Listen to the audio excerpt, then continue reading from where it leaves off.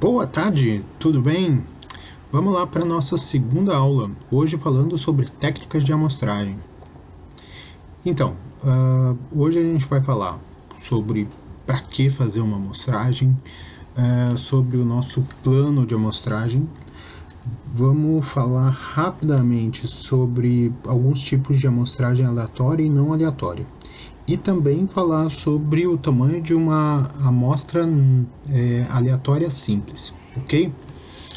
A ideia é que a gente trabalhe esses conceitos também durante os exercícios. Então, hoje ainda eu vou soltar um tutorial sobre técnicas de amostragem usando Python, ok? A frase de hoje é estatística, a menos exata das ciências exatas, de Darrell Ruff, que é o autor daquele Como Mentir Usando Estatística, tá? Aquele livro. Bora lá, gente. Então, o processo de amostragem. A ideia aqui é um ciclo, tá? A amostragem, que é o nosso processo aí de seleção de elementos da minha população, ele gera uma amostra. A partir do comportamento dessa amostra, a gente tem inferências, que são estimativas de parâmetros da minha população, e a população em si tem um comportamento que tende a ser similar com o da minha amostra, mas não idêntico, tá? À medida que a gente vai descobrindo esses comportamentos sobre as variáveis que a gente está estudando, às vezes se faz necessário novos processos de amostragem, novas amostras, novas ou recálculos das minhas inferências, para que a gente conheça melhor a nossa população. Então, a ideia é um ciclo que pode se repetir 2 ou 3 vezes, porque depende do nosso conhecimento da população, a nossa amostragem depende do comportamento da nossa população. Bom, por que realizar uma amostragem? Eu poderia citar algumas das razões aqui. A primeira delas, economia. Nem sempre a gente tem recurso suficiente para fazer um levantamento da minha população toda. Então, eu vou usar uma amostra, uma seleção menor, um subgrupo de elementos, para que eu consiga estimar o comportamento da minha população. Outra é o tempo. Às vezes eu tenho recurso, mas não tenho tempo, né, hábil para reconhecer, para tentar estimar certa característica da minha população. Um exemplo, as pesquisas eleitorais, né? Eu quero saber em diferentes épocas o comportamento da intenção de voto dos meus eleitores para os meus candidatos. Confiabilidade dos dados. A questão também de uma amostragem tem a ver com essa confiabilidade. Quando a gente faz um levantamento muito grande, às vezes a gente tem muitas equipes e não consegue controlar a forma com que a medida das variáveis está acontecendo nas minhas diferentes equipes. Às vezes é mais vantajoso, ao invés de medir toda a população, medir só uma parcela, uma amostra dessa população, mas de forma mais criteriosa, confiando mais na forma com que as minhas equipes estão medindo o meu dado. E a operacionalidade, que talvez reúna o relacionamento desses 3 fatores acima, que tem a ver com a escalabilidade das minhas medidas. Então, se eu faço uma medida para uma cidade, para um estado, eu vou precisar de uma outra estrutura para conseguir fazer essa medida para todo o estado, que irá para um país ou para um continente. Quando não usar a minha amostragem, então, quando a gente tiver uma população muito pequena, às vezes não é vantajoso fazer a medida de uma amostra, porque o esforço para fazer a amostra não é muito diferente do esforço que eu vou ter para medir a população toda. Características de difícil mensuração. Às vezes o que eu estou medindo não é muito difícil de ser mensurado numa amostra, mas numa população você não tem um esforço tão grande para fazer essa medida. Por exemplo, medir percentagem de homens e mulheres que trabalham numa firma. É mais fácil fazer a medição completa da variável do que fazer uma amostragem e tentar estimar esse percentual. Necessidade de alta precisão, a questão, por exemplo, do censo populacional. A ideia é a gente fazer uma contagem efetiva da população, e esse fator ele calibra vários outros relacionados ao longo dos anos das estimativas estatísticas do próprio IBGE. E para a gente fazer a amostragem, a gente precisa de um plano de amostragem.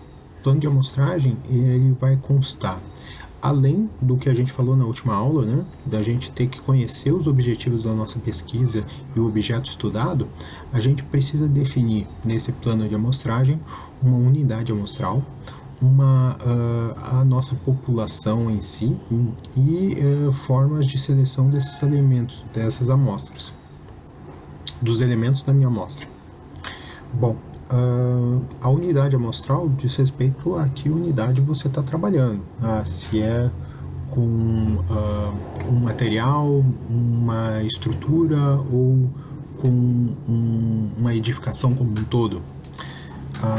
Escolher essas diferentes unidades amostrais tem implicações sobre o tamanho da minha população, né? Então, que materiais eu tenho disponíveis ou que materiais eu não tenho à disposição.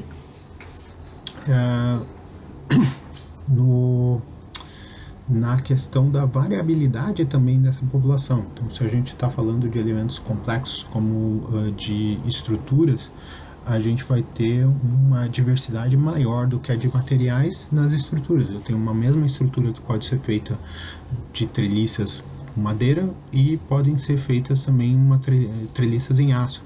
Então, a variabilidade aumenta quando a gente tem unidades amostrais mais complexas. A gente tem também a forma de seleção, que é o que a gente vai ver no slide na aula de hoje. Bom, a gente pode adotar seleções de amostragens aleatórias e não aleatórias. Das aleatórias, eu separei algumas aqui para a gente ver com ainda hoje, né?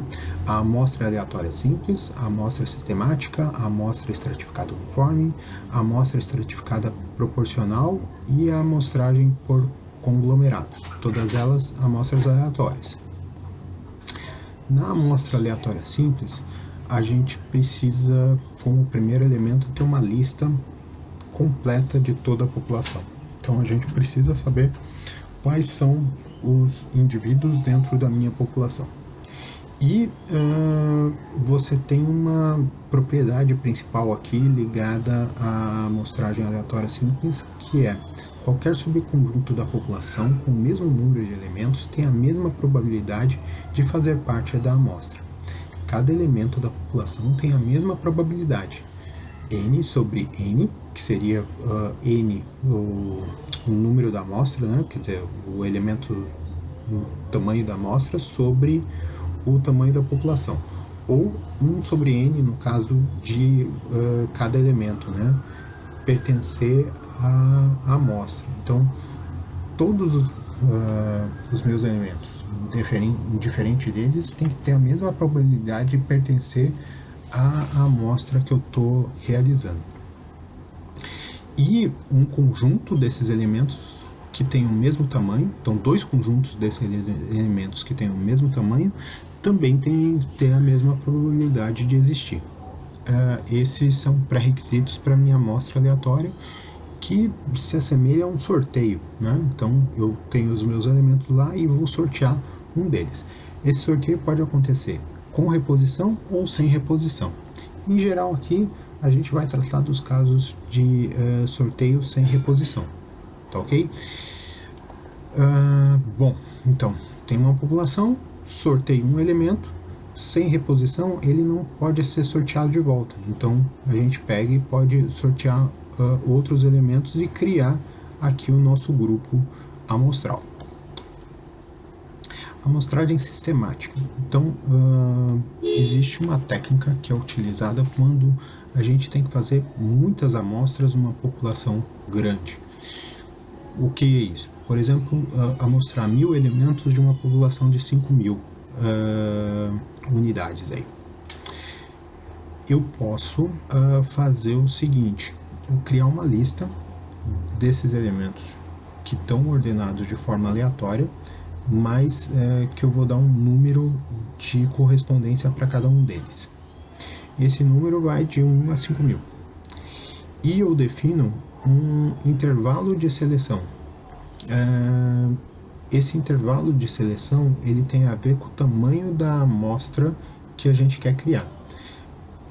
No caso, uma amostra de 1000 para uma população de 5.000 geraria um intervalo de seleção de 5. Então, a cada 5 elementos eu vou pegar um. Mas qual elemento que eu vou pegar desses 5 primeiros?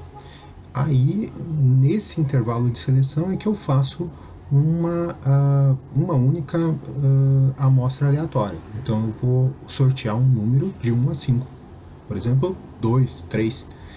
E esse número sorteado vai ser o número que vai ser incrementado pelo intervalo de seleção para pegar os elementos dessas enésimas posições. Então, se eu sorteio 2, eu vou pegar o segundo elemento, o sétimo elemento, o 12º e assim por diante até a gente construir a nossa amostra com 1000 amostras, tá? Então a gente adota essa sistemática para fazer uma amostragem ampla dentro da minha população.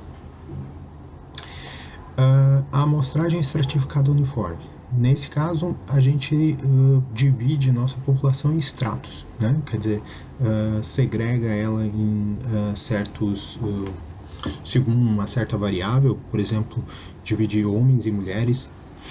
E no caso da estratificada uniforme, a gente te retira desses estratos um mesmo número de elementos, tá?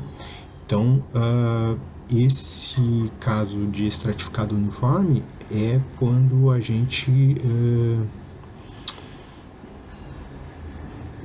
tem uma ideia de estar tendo uma estimativa separada para cada extrato, tá? Então eu estou mais interessado, né, nas estimativas por extrato do que das estimativas para a população. Na amostragem estratificada proporcional, a gente faz uma proporcionalidade do tamanho do extrato. Então vamos dizer que a gente tenha 70% mais mulheres do que homens.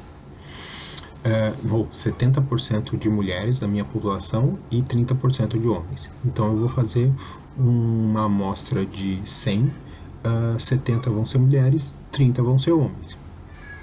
A ideia é a gente fazer um tamanho de amostra proporcional a cada extrato que for selecionado.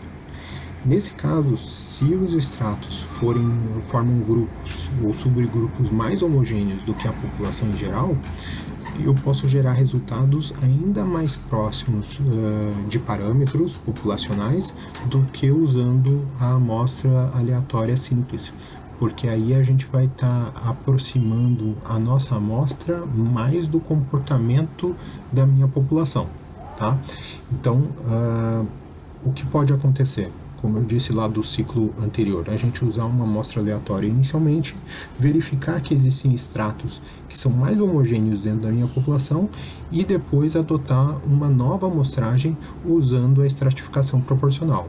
Isso vai gerar resultados melhores dentro do meu processo de amostragem. A amostragem por conglomerados são agrupamentos de elementos de uma população. Então, esses agrupamentos são diferentes da segregação da estratificação da amostragem anterior. Aqui os conglomerados são elementos intrínsecos à minha população. Por exemplo, eu vou pesquisar indivíduos ou por endereço dentro de uma cidade.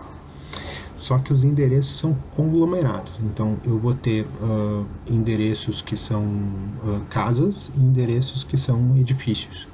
Um edifício, o mesmo endereço, rua e número, eu tenho diferentes apartamentos, então eu posso ter conglomerados maiores e conglomerados menores. Nesse caso aqui, a gente pode fazer isso em estágios, então primeiro sortear um conglomerado, ou sortear conglomerados, né? Sortear alguns conglomerados e desses conglomerados listar os indivíduos que estão dentro dos conglomerados e fazer uma amostra aleatória daqueles conglomerados que foram selecionados. Ele pode acontecer em mais estágios, então, por exemplo, a gente está sorteando primeiro um município, depois dentro desses municípios estar sorteando bairros e dentro dos bairros está sorteando endereços e dentro dos endereços está listando os indivíduos que estão dentro dos endereços e de lá tirar uma amostra aleatória, né? Então eu posso ter diferentes níveis de conglomerados e fazer estágios de amostragem para esse método aqui. A ideia é sortear dentro dos elementos que eu tenho uma amostra que será utilizada para a população. Amostragens não aleatórias. Então a gente tem amostragem por cotas, amostragem por julgamento e amostragem comparativa. Na amostragem por cotas, eu vou selecionar um certo número de elementos por cada extrato da minha população. É parecida com a estratificada proporcional aleatória, só que nesse caso eu não preciso ter aleatoriedade na seleção dos meus elementos amostrais. E aí, o erro não vai aumentar? Vai. Para a gente reduzir esse erro, a gente pode aumentar o número de extratos. Quando eu aumento o número de grupos, eu tenho uma representatividade maior da minha amostra em relação à população. Então, se a gente aumentar o número de subgrupos e tiver elementos suficientes de cada subgrupo, a gente consegue delimitar o comportamento, melhor o comportamento da população por esse tipo de amostragem por cotas. Amostragem por julgamento. Nesse caso eu conheço bem a população e seleciono uma amostra que dentro do meu know-how se caracteriza como uma amostra que representa bem a população. Bom, nesse caso é notável que eu preciso desse grande conhecimento prévio sobre o comportamento da minha população, tá? Mas existem casos como esse, por exemplo, numa universidade a gente tem alguns departamentos que são departamentos médios que fazem atividades que acontecem em todos os departamentos. Esses departamentos eles podem ser escolhidos como uma amostra representativa para falar sobre o comportamento de uma universidade como um todo. E a amostra para estudos comparativos, né? A amostra comparativa. Nesse caso, a gente não tem um primeiro grupo que não pode ser sorteado. O livro do Barbeta, ele cita o exemplo de um estudo que trate, por exemplo, de problema de câncer de pulmão. Eu não sei o universo exato das pessoas que têm câncer de pulmão, só aquelas que foram diagnosticadas e estão em tratamento.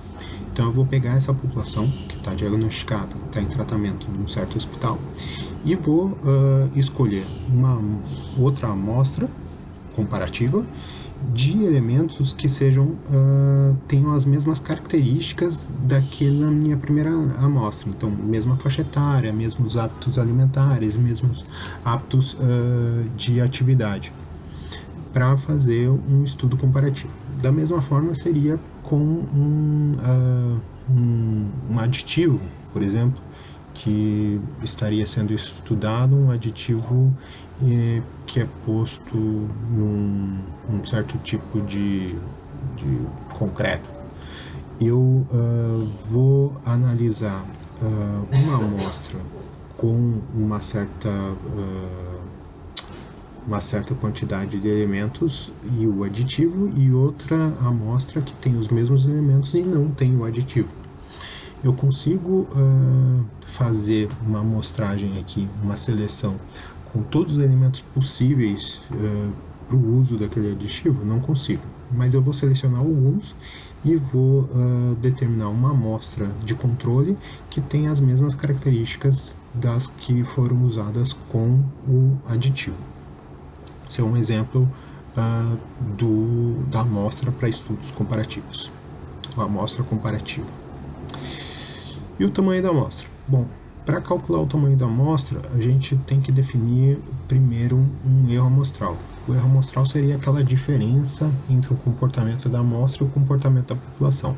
A gente nunca sabe ao certo qual que é essa diferença, mas a gente adota um erro tolerável dentro de uma certa confiabilidade, dentro de uma certa probabilidade de erro amostral. Então, um erro que a gente pode tolerar na nossa pesquisa dentro de uma certa probabilidade. Então, um erro de 2% com 95% de confiabilidade, lá, de confidência. Nesse caso, a gente determina esse erro, mas ele é dependente da variabilidade que a gente tem dentro da nossa população. Então, a gente pode definir um erro desejável e depois verificar que a minha população tem uma variabilidade maior do que a que eu estava imaginando. Então, a gente tem que ajustar o erro e dentro daquela confiabilidade para que a gente tenha um novo erro amostral tolerável. Então, cíclico da mesma forma. A gente vai testar verificar e depois recalcular. Isso é o que acaba acontecendo. Para calcular, então, o erro amostral, o tamanho da população baseado no erro amostral, a gente vai ter um primeiro tamanho de amostra inicial, N0, que vai ser calculado pelo inverso do meu erro amostral tolerável ao quadrado. Esse tamanho de amostra inicial, ele vai ser utilizado daí dentro dessa segunda fórmula, com o tamanho da minha população. A população vezes o tamanho da população vezes o tamanho inicial da minha amostra, dividido pela soma do tamanho da população mais o tamanho inicial da minha amostra. Essa é uma fórmula que vale para populações pequenas. O que é uma população pequena? Uma população que é até 5, 10 vezes o erro amostral inicial. Para populações maiores que isso, a gente adota esse tamanho amostral inicial, sem precisar calcular a segunda forma. Então, uma população que seja muito grande, o valor de erro amostral inicial já é o que a gente vai adotar para a amostra aleatória simples. E, por último, falar aqui um pouquinho das questões de fontes de erro nesse nosso processo de amostragem. Então, às vezes essa população acessível diferente acessibilidade à nossa população, então não tem um acesso idêntico a toda a população. Eu acabo não utilizando a aleatoriedade porque eu deixo de acessar alguns elementos que foram sorteados na minha amostra. Isso interfere no erro minha amostragem. Então, erro das minhas inferências lá para a população. Falta de resposta. Então, se a gente cria também uma amostra, vai buscar o preenchimento dessas medidas e tem falta dessas medidas por algum motivo, a gente também interfere aí na nossa mensuração. Da mesma forma que erros de mensuração, aí mais com a característica da mensuração, empregar equipamentos diferentes ou medidas diferentes dentro de uma mesma amostra pode contaminar a amostra e gerar um resultado equivocado no final da nossa análise. Bom, então ainda hoje eu vou postar lá o tutorial sobre a amostragem no Python e a gente fala com um pouco mais de calma sobre essas questões relacionadas às amostras, principalmente às amostras aleatórias. Tá ok? Tenham um bom dia e até mais.